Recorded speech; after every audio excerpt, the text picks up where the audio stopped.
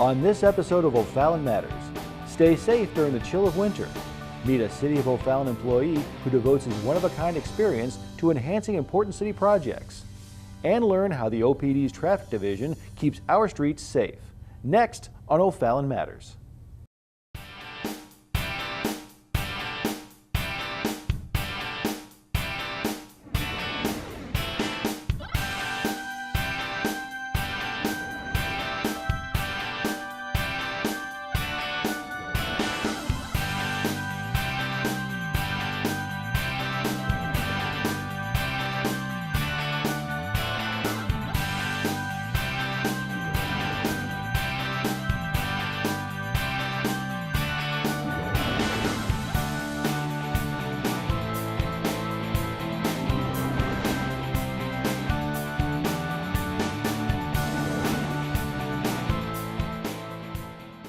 Hi, I'm Dave Burkhardt, your host for O'Fallon Matters. Our first story features a city employee who dedicates his expertise and free time to the O'Fallon community. Here's Joe Meyer with more. Charlie Brunget started working at the City of O'Fallon in January of 2000. He was hired as a capital improvements inspector. Charlie had a wealth of knowledge from decades of building just about every highway and bridge in St. Charles County. There was no road project too large for his experience. In fact, you could say that Charlie was directly involved in every large road project in O'Fallon from the day he started. I've been with the city 14 years now. When seeing the city continue to grow and road projects, bridge projects and such, we accomplished a lot of things, northwest connectors and T.R. Hughes, and also Guthrie Road reconstruction and the bridges there over the railroad track and stuff like that. Generally just improving the flow of traffic in the city. Charlie's been a part probably of all of our big projects as well as our small projects. You know, no matter the size, you can have a lot of problems and issues on small projects as well as large projects. So, but in general, you still go through the same steps. You know, you're still out there working with residents, you're still dealing with traffic, and you're still out there solving problems, and he's a great problem solver. One of the major projects was Guthrie Road. I think it was around a $6.5 million project. He can sit down and go through contracts and bid documents and tell them, this is where the hole's at, where the guy's going to try and make money, so this is what you're going to have to watch out for. Efficiency and years of supervising large projects made him a prized asset within the project management department. I guess the efficiency of my job comes from 40 years plus of actual construction experience, of building, bidding, and actually working in the crews all the way from the concrete labor and common labor all the way to project management, to where you had a large number of men underneath your control and a lot of projects under your control. You may not know this, but Charlie has been instrumental in the rebuilding of Jacob Zumwalt's fort. He has donated the majority of the wood for the project. Charlie has also served on O'Fallon's Planning and Zoning Commission for over 3 decades. In 2007, Charlie received the Dwight F. Davis Award for a citizen planner. During his time on P&Z, O'Fallon has grown to be the second largest municipality in the St. Louis metro area. I can remember before I was involved in P&Z, I used to watch on TV and I go, how does this man know everything about the city? He knows every nook, every cranny. He's such a positive guy. And now to be on planning and zoning, I mean, he's like our leader. He's knowledgeable. He always lets us kind of say our thing, but then we always kind of look to Charlie. And he's been amazing. He's just awesome. After years of working for local contractors in the city of O'Fallon, Charlie decided it was time to hang up his hard hat and hand in his last diary entry. He would be greatly missed because he is just a resource of information that can't be duplicated. He loves this community and has this community's best interest at heart, and looks out for each and every employee that works for the city of O'Fallon. You know, I've been here 10 years, and he's always helped with all the projects I've been assigned, or you know, the projects I've been a part of. He's always been my ace of spades, you know. He's always been in my back pocket. Somebody that's been there and done that. Every time I've had a question, I know I can call him up, and you know, he'll give me the leadership and the guidance that I need. And you know, trust me when I say his absence is going to be felt. I will miss the interaction on a daily basis of the general public, the people I work with, the people I answer to, the people that I report to, and every day is a completely different day. You think it's all boring and that you do the same thing every day, but then when you look back at the daily diaries or the projects, you realize that no 2 days are the same. And I don't know what retirement's going to bring as to boredom or anything else. I've got a lot of hobbies and a lot of other interests that I'm going to pursue, but ask me in a year's time where I'm at. The O'Fallon family will truly miss Charlie. With years of project inspection knowledge, it's going to be hard to replace him. So if you ever run into Charlie, you might want to thank him for everything he has given to the city of O'Fallon. Heroin addiction can affect people of all walks of life, but local organizations, schools, and our own police department are working together to stop it. Here's Brett Figgis with more. Each time we get a new case for heroin overdoses, kids are getting younger and younger. Everyone happens to know somebody who's using heroin, but nobody talks about it and nobody addresses it. It's here, we can't bury our heads, we need to address it, and we need to educate our children. You know, it's reaching all ages, all genders. It's not necessarily out just in the city anymore, it's out here in our community in St. Charles County. But the kids all have access to it. Because of the availability and the pricing of it, people are always looking for that new and next high, the better high. And unfortunately, you know, it can be lethal. My enemy is heroin, and I underestimated this, and it beat me, and it took my daughter's life.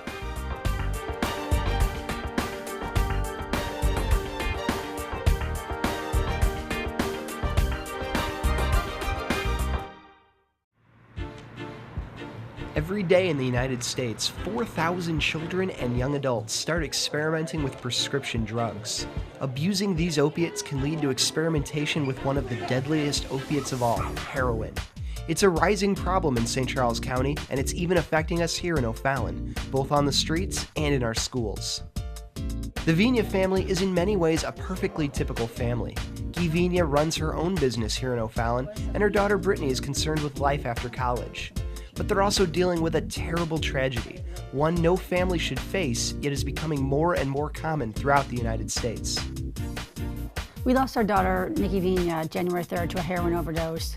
And we had no idea, and when we first found out that she had gotten involved with this, we had no idea that she was using heroin. Nikki Vigna struggled with her addiction over the next few years, but every time she got clean, it seemed like she fell back into bad habits. It's a vicious cycle that plays out for every heroin user. It's the effects that it has on your brain.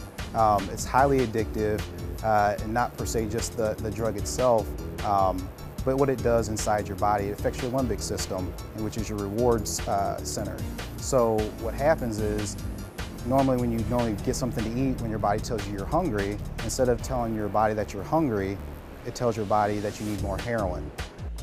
Avoiding withdrawal keeps heroin users hooked, but as money runs out, many heroin users turn to crime to get their next fix. And because heroin is now cheaper than marijuana, it's easier than ever for our kids to get. After losing Nikki, Guy found out just how prevalent an issue heroin really is. I was always a walker, and so I was walking throughout the neighborhood, and I just printed up a shirt that just said "Stop Heroin" and started walking.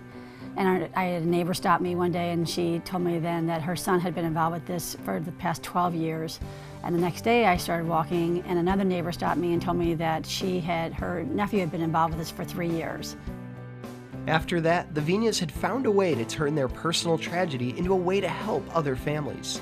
They created a page on Facebook, and soon they were being contacted by families throughout the country. Whenever I started the page, it was just basically our family and friends started liking it. But after our first walk, people that we didn't even know had just seen us on the streets and literally just Googled us and found our Facebook page. After our first walk, we had 75 new likes, which is crazy. It was within an hour. A whole community sprung up around their walks as people were finally finding their voice about the way heroin had torn their families apart. But with troubling new statistics coming out of the Drug Enforcement Administration, they knew they had to reach a younger audience. DEA reported a 13-year-old as a full-blown heroin addict. So obviously if it's reaching 13-year-olds, we need to come to the middle schools and inform them that it's okay to say no, and that it will grip your life even if you just try it once. The Vinas teamed up with the Fort Zumwalt School District and the DEA to perform talks at our middle schools to help stop heroin addiction before it starts.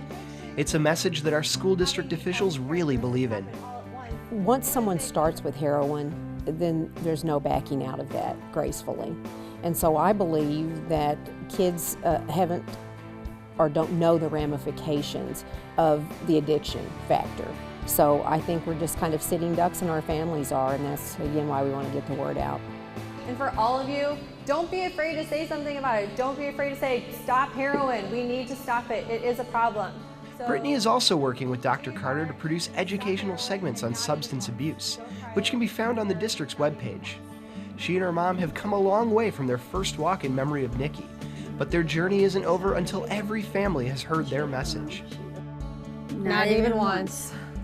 It's not even once. Not even once. It's not something that you can, what I always tell kids is that heroin is not a social drug. You cannot go out and you cannot try it one time and you're addicted.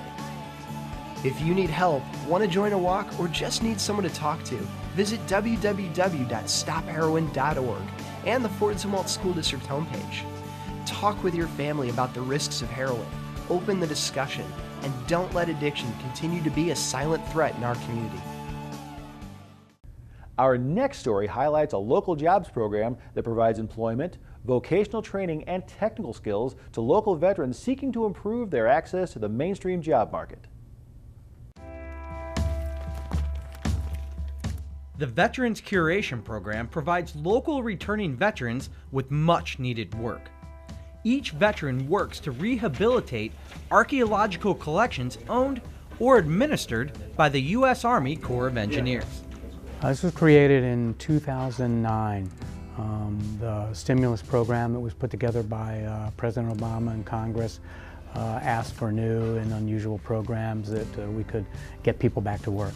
And our office had been thinking about it for many years of how could we do something to help veterans. I'd just come back from Iraq and I wanted to help veterans. And so I thought, stimulus program, let's put in a proposal and see if they'll go for it. I would go groundstone with it because they're right here. This program's mission is clear-cut. It's twofold. We are able to accomplish the Corps of Engineers mission to manage and rehabilitate the archaeological collections that are owned or administered by the Army Corps of Engineers, as well as to help veterans who want to get back into the workforce and are seeking that entry-level job. Participants in the VCP develop practical skills for the workforce. They deal with artifacts processing, they can do archives processing. We have a photo station where they learn digital forensic photography skills. Every station is geared towards a specific task or a skill that they can obtain. We're training data entry skills, we're training kind of time management skills, how to write reports, access Microsoft Office, as well as just interacting in a civilian workplace and what you can and can't really say. You see all the little roots and the pieces of wood in there? Since June of 2003, the VCP has employed 104 veterans. The program has made a huge difference in the lives of our local veterans. It has helped me get my foot in the door, and it helped me obtain the internship that I currently have here with the Corps of Engineers, and it's been extremely helpful. With the Veterans Curation Program, they not only give you the skills that you need to succeed, but they're going to help you find placement in an occupation that you want to be successful in yourself. This helped me get back into a working environment. Prior to that, I had not worked for quite a while due to physical disabilities. And it got me back into a daily schedule of working, back into teamwork and working towards goals. And the next thing I knew, I was applying for other jobs and landed a full-time position. How many tags have you gotten now? There's like 600 in here. So who is eligible for the VCP program? Discharged post 9/11 veterans. With that said, every lab has had other veterans from other eras work there. We really like to look at who wants to be part of this program and who we feel needs to be part of this program, as well as who wants to actively participate in the program. If you are a local veteran interested in this program, you can visit www.veteranscurationprogram.org. We want them to come and be a part of this program if they're interested in it. I think it's really challenging. We have a really great staff that's really invigorated. There was a political cartoon that I saw, and it showed soldiers coming off a plane and walking into an unemployment line. And that's not the way we want to treat our veterans. And we want to be able to set them up for success in whatever endeavors they pursue. Do this one. It's time for a break. When we come back, we'll have some life-saving advice that could help in the case of a winter weather emergency. Also, we'll learn more information about snow plowing in the city of O'Fallon. Next on O'Fallon Matters.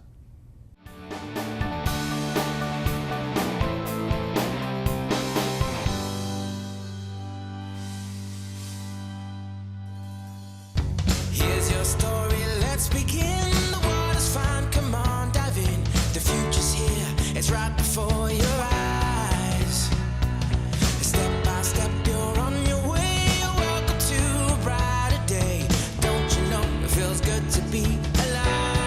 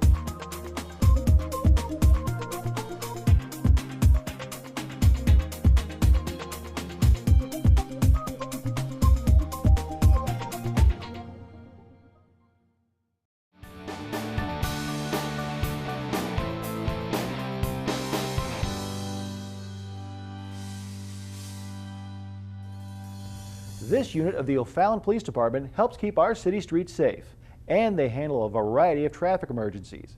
Here's Brett Figgis with more.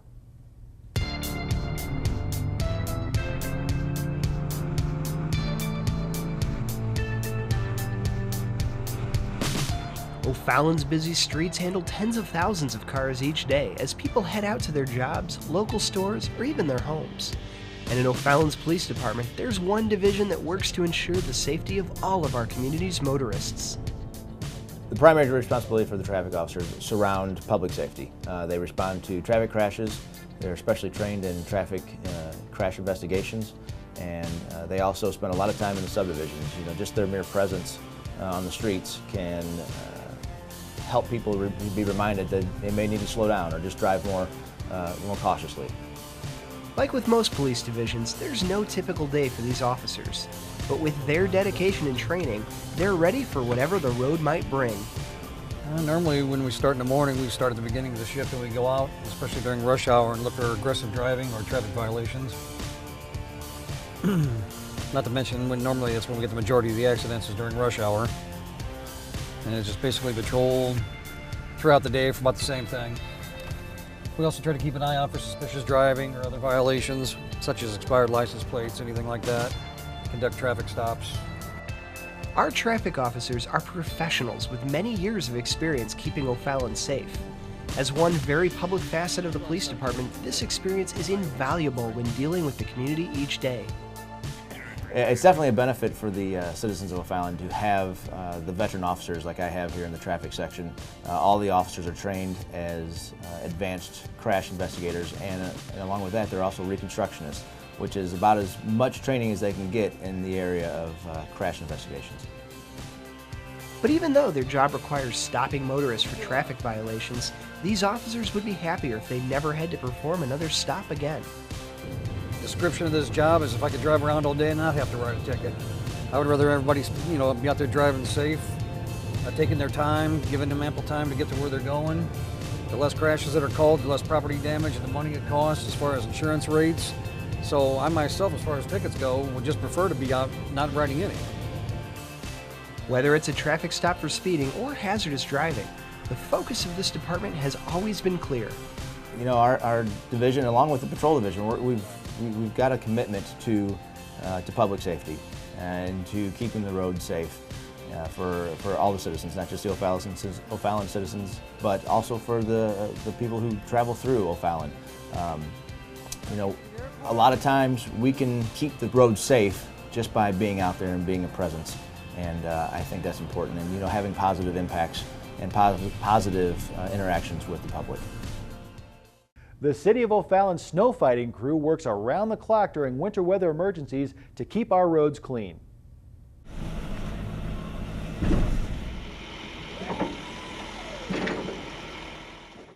When it snows, City of O'Fallon crews work around the clock to get motorists moving as quickly as possible by efficiently clearing over 700 lane miles of pavement. Keep in mind that the City of O'Fallon is responsible for cleaning most streets within O'Fallon city limits, but not all. To keep local traffic moving, the city clears major thoroughfares first, and then they work on cleaning residential areas. This year we've picked up a few more lane miles. The city's accepted a few more streets. We're up to 725 lane miles that we maintain. We split the city into 14 different routes. Average about 51 miles for each route that the snowplow drivers take care of. MoDOT is responsible for clearing the following state and federal roads: I-70, Highway K, N, 79, DD, and the South Outer Road. Snow removal crews are preparing for the next big snow. In fact, they are pre-treating roads before most snow events. We monitor the weather. We have weather service and everything. We know it's going to snow. We go out and pre-treat, put about 3 trucks out, spread brine, geo-brine. That's the salt brine mixed with the beet juice. So how can we help our snow fighters clear O'Fallon's roads? Well, there are several easy ways residents can help our snow fighters clean during a winter weather emergency.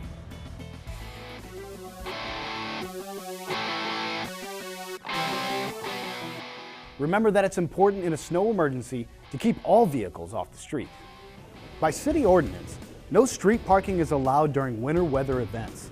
No service will be provided if the crews feel they cannot safely plow your street because of parked cars or other obstructions. Also, it's up to you, the resident, to clear your own driveways, sidewalks, and mailboxes. The City of O'Fallon is not responsible for clearing private parking lots and streets. Keep in mind that O'Fallon's code prohibits basketball goals and other obstructions from the city's public right-of-way, which is mid-street to about 10 feet beyond the curb. The city will not pay for any damages. Finally, the most important tip we can give you is patience. O'Fallon snow fighters plow enough lane miles to reach Dallas, Texas. So take your time, plan ahead, and stay clear of snow plows. If you would like more information on the City of O'Fallon snow plowing procedures, you can visit www.ofallon.mo.us, or you can call the Streets Division at 636-379-3808. It's freezing out there, so make sure to stay prepared and safe during the height of winter.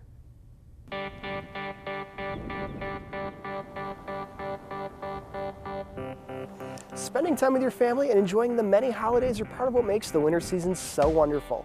But as with any time of the year, there are specific things we need to be aware of to keep our families safe. Today on O'Fallon Matters, we're going to take a look at some easy ways to ensure a safe and happy winter season. First, we're going to walk through some tips for home safety.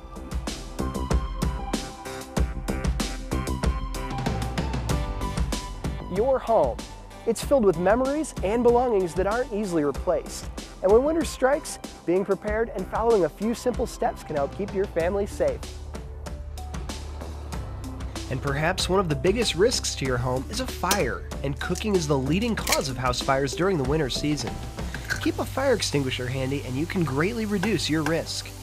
Winter also means roaring fires in the fireplace and space heaters warming up your rooms, each of which poses a unique risk. Make sure you get your fireplace and chimney inspected once a year and have a metal screen or tempered glass door in place to prevent sparks from escaping. If you're using a space heater, ensure it's a modern unit without exposed wire heating elements. And keep it at least 36 inches away from objects. If you do get snowed in, keeping a winter survival kit can help you weather the storms safely. Keep several days' supply of food that doesn't need cooking, like bread, crackers, cereal, and canned food. And stock up on medicines that any family member might need. Ice and snow can also make walking dangerous. Many cold weather injuries result from falls on ice-covered sidewalks, steps, driveways, and porches. Make sure to shovel snow and ice out of the way, and you can keep your steps and walks free of ice by using rock salt or a chemical de-icing compound.